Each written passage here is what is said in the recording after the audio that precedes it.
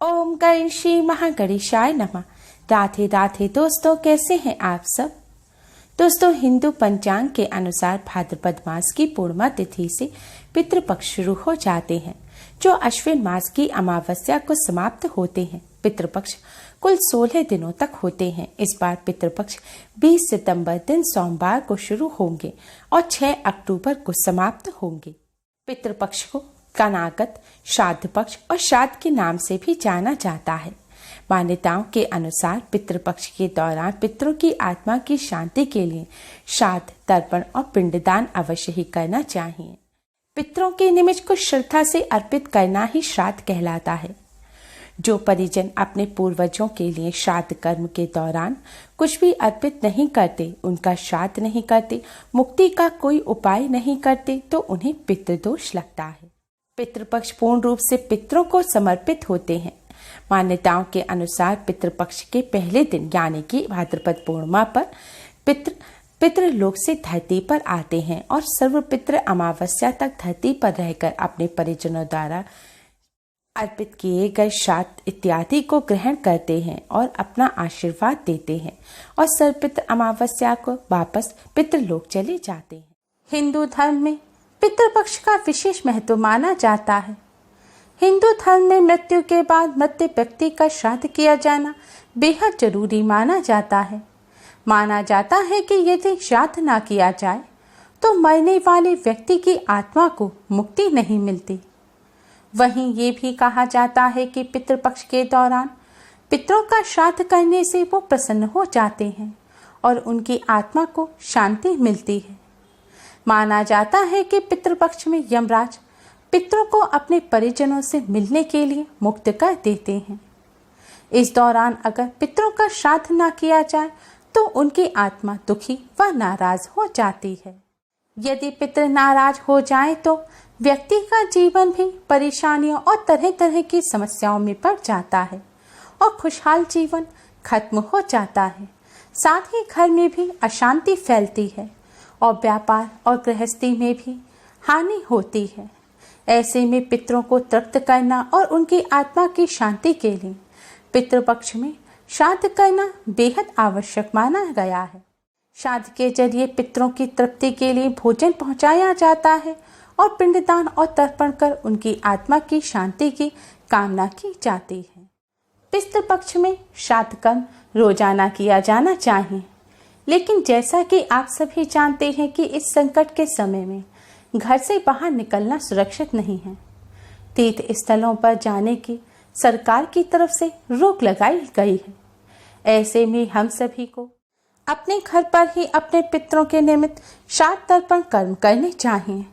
सामान्य दिनों में नदी और सरोवर में कमर तक के पानी में खड़े होकर भगवान सूर्य देव को जल देकर पितरों का तर्पण किया जाता है, लेकिन इस समय यह संभव नहीं है। आज की इस वीडियो में हम आपको पितृपक्ष में करने वाला एक बहुत ही आसान और असरकारक उपाय बताने जा रहे हैं। पितृपक्ष में यह उपाय रोजाना करना चाहिए।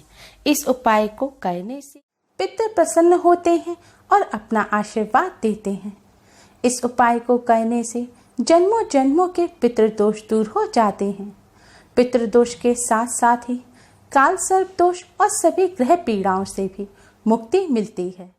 दोस्तों, इस उपाय को सही प्रकार से करने के लिए आप हमारी इस वीडियो को एंड तक अवश्य ही देखें। अगर आपने हमारे चैनल को अभी तक सब्सक्राइब नहीं किया है तो जल्दी से हमारे चैनल को सब्सक्राइब कर लें और बेल आइकन को हिट अवश्य ही करें, जिससे हमारी सभी नई वीडियोस की नोटिफिकेशन आपको फ्री में सबसे पहले मिल पाए। तो आइए दोस्तों, जानते हैं इस उपाय के बारे में। उपाय करने के लिए सुबह जल्दी उठकर स्नान करके स्वच्छ वस्त्र धारण करें। पुरुषों को यह उपाय बिना सिले हुए कपड़े पहनकर करना चाहिए, यानी कि उपाय करते समय पैंट, जीन्स वगैरह ना पहने। धोती पहनकर, अंगूछा पहनकर इस उपाय को करें। स्नान करने के पश्चात अब आप एक लोटा लें। दोस्तों, ध्यान रखें, इस उपाय को करते समय लोहे का या फिर तांबे का लोटा इस्तेमाल ना करें। इस उपाय को करते समय आप पीतल का या स्टील का लोटा ले सकते हैं। स्टील का या पीतल का पात्र लेने के पश्चात अब आप इस पात्र में शुद्ध जल भरें। जल में थोड़ा सा कच्चा दूध डालें। अब इसमें थोड़े से साफ किए हुए काले तिल डालें, थोड़े से साफ किए हुए साबुत कच्चे चावल डालें और थोड़े से साफ किए हुए जौ डालें। अब इस जल के लोटे को आप किसी खुले स्थान पर, अपनी छत पर, अपने आंगन में ले जाएं। ऐसे स्थान पर ले जाएं जहां से भगवान सूर्य देव दिखाई दें। अब भगवान सूर्य देव की तरफ मुख करते हुए आप इस जल से भगवान सूर्य देव को जल अर्पित करें, यानी कि भगवान सूर्य देव को अर्घ्य दें। जल चढ़ाने के लिए आप जल के पात्र को अपने दोनों हाथों में उठाकर अपने सिर से ऊपर उठाएं। अब आप भगवान सूर्य देव को जल चढ़ाएं। भगवान सूर्य देव को आपको 3 बार में जल चढ़ाना है, यानी कि थोड़ा सा जल चढ़ाएं, फिर 1-2 सेकंड के लिए रुकें, फिर दूसरी बार जल चढ़ाएं, फिर 1-2 सेकंड के लिए रुकें, फिर तीसरी बार में आप पूरा जल चढ़ा दें। भगवान सूर्य देव को जल चढ़ाते समय भगवान सूर्य देव के गायत्री मंत्र का जाप करें। भगवान सूर्य देव का गायत्री मंत्र इस प्रकार है: ओम भास्कराय विद्महे महातेजाय धीमहि तन्नो सूर्य प्रचोदयात्। ओम भास्कराय विद्महे महातेजाय धीमहि तन्नो सूर्य प्रचोदयात्। भगवान सूर्य देव के इस गायत्री मंत्र का जाप करते हुए आपको सूर्य देव को जल अर्पित करना है। सूर्य देव को जल चढ़ाने के बाद जल के पात्र में जौ, चावल या जो तिल बचे हों उन्हें आप हाथ से निकालकर जल चढ़ाने के स्थान पर डाल दें। अब आप अपने ही स्थान पर खड़े होकर 7 बार क्लॉकवाइज घूमकर सूर्य देव की परिक्रमा करें, यानी कि आपको अपने दाएं से बाएं हाथ की तरफ घूमते हुए सूर्य देव की 7 परिक्रमा करनी है। परिक्रमा करते समय भी आपको इसी मंत्र का जाप करना है। परिक्रमा करने के पश्चात अब आप भगवान श्री गणेश को प्रणाम करें, सूर्य देव को प्रणाम करें और पितृदेव को प्रणाम करें। इसके बाद सूर्य देव से अपने सभी पितरों की आत्मा की शांति की प्रार्थना करें। पितरों की मुक्ति के लिए आप प्रार्थना करें और पितृदोष से मुक्ति के लिए भी प्रार्थना करें। प्रार्थना करने के पश्चात अब आप पितृदेव को प्रणाम करें और पितृदेव के इस मंत्र का 108 बार जाप करें। मंत्र इस प्रकार है: ओम पितृदेवताय नमः, ओम पितृदेवताय नमः। आपको इस मंत्र का 108 बार जाप करना है। इस मंत्र का आप खड़े होकर या बैठकर कैसे भी अपनी सुविधा के अनुसार जाप कर सकते हैं। आप अगर सूर्य देव को घर से बाहर जाकर जल चढ़ा रहे हैं, आपके घर में जल चढ़ाने का कोई स्थान नहीं है, तो आप इस मंत्र का जाप अपने घर पर आकर आसन बिछाकर उस पर बैठकर भी कर सकते हैं। मंत्र का जाप करने के पश्चात पितृदेव को प्रणाम करें और पितृदोष से मुक्ति की प्रार्थना करें। जाने अनजाने में की गई अपनी सभी गलतियों की क्षमा प्रार्थना करें। परिवार की खुशहाली की प्रार्थना करें। दोस्तों, शास्त्रों में बताया गया पितृदोष से मुक्ति पाने का ये बहुत ही अचूक उपाय है। सदियों से यह उपाय हमारे पूर्वज भी करते चले आ रहे हैं। भगवान श्री राम ने भी अपने पिता दशरथ जी की आत्मा की शांति के लिए भगवान सूर्य नारायण का इसी प्रकार से पूजन किया था। पितृपक्ष के दौरान इस प्रकार सूर्य देव का पूजन करने से पितरों की आत्मा को शांति मिलती है, पितरों की आत्मा को मुक्ति मिलती है और जन्मों जन्मों के पितृदोष दूर हो जाते हैं।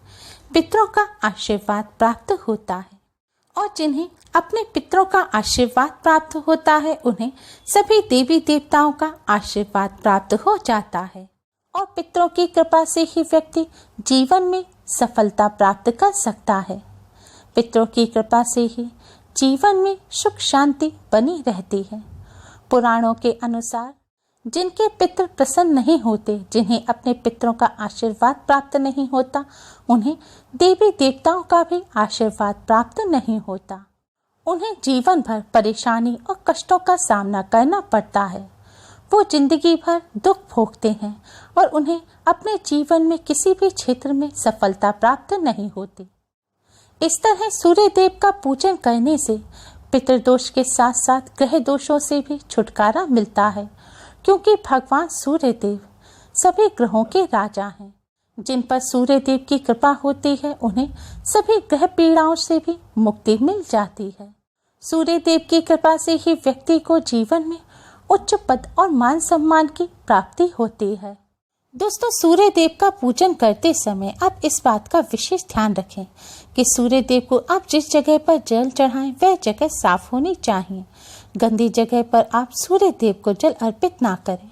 इसके साथ ही अगर आप घर से बाहर भी जाएं तब भी सूर्य देव को जल चढ़ाते समय आप चप्पल जूते उतार कर ही सूर्य देव को जल अर्पित करें। अगर आपके घर में कोई ऐसा स्थान नहीं है जहां पर सूर्य देव को आप जल अर्पित कर सकें तो आप एक खाली पात्र ले लें और सूर्य देव को जल उसमें अर्पित करें, यानी कि सूर्य देव को जो जल चढ़ाएं वह सारा जल उस पात्र में इकट्ठा हो जाए। जल चढ़ाने के पश्चात आप उस पात्र के जल को किसी साफ स्थान पर लगे हुए पेड़ पौधे की जड़ में डाल दें। सूर्य देव को चढ़ाए हुए जल पर आप भूलकर भी पैर ना रखें, लेकिन जल चढ़ाते समय अगर छींटे पैर पर उड़कर आ जाती हैं तो उससे कोई दोष नहीं लगता। दोस्तों, पितरों के निमित्त सूर्य देव को जो जल चढ़ाया जाता है यह जरूरी नहीं है कि वह जल आप सूर्य देव के समय ही चढ़ाएं। अगर आप सूर्य देव को इस तरह जल दोपहर 12 बजे से 1 बजे के बीच में चढ़ाएंगे तो अति उत्तम रहेगा, क्योंकि इस समय पितृ अपने परिजनों द्वारा श्राद्ध ग्रहण करने के लिए आते हैं। यह समय पितरों का समय होता है। दोस्तों, इस बात का विशेष ध्यान रखें कि आप सूर्य देव को जल अर्पित करने से पहले कुछ भी खाएं नहीं। अगर आपको शारीरिक कोई समस्या है, कोई बीमारी है और आप बिना खाए नहीं रह सकते तो आप खा सकते हैं, लेकिन अगर आपको कोई शारीरिक समस्या नहीं है तो भूलकर भी सूर्य देव को जल चढ़ाने से पहले आप कुछ भी ना खाएं। सूर्य देव का पूजन करते समय इस बात का विशेष ध्यान रखें। उम्मीद है आपको हमारी ये वीडियो पसंद आई होगी। प्लीज़ लाइक करें, हमारी इस वीडियो को अपने फ्रेंड्स और रिश्तेदारों में ज़्यादा से ज़्यादा शेयर करें जिससे वह भी इसका लाभ उठा सकें। हमारी और भी वीडियोस के लिए हमारे चैनल को सब्सक्राइब करना ना भूलें। Thanks for watching. Radhe Radhe.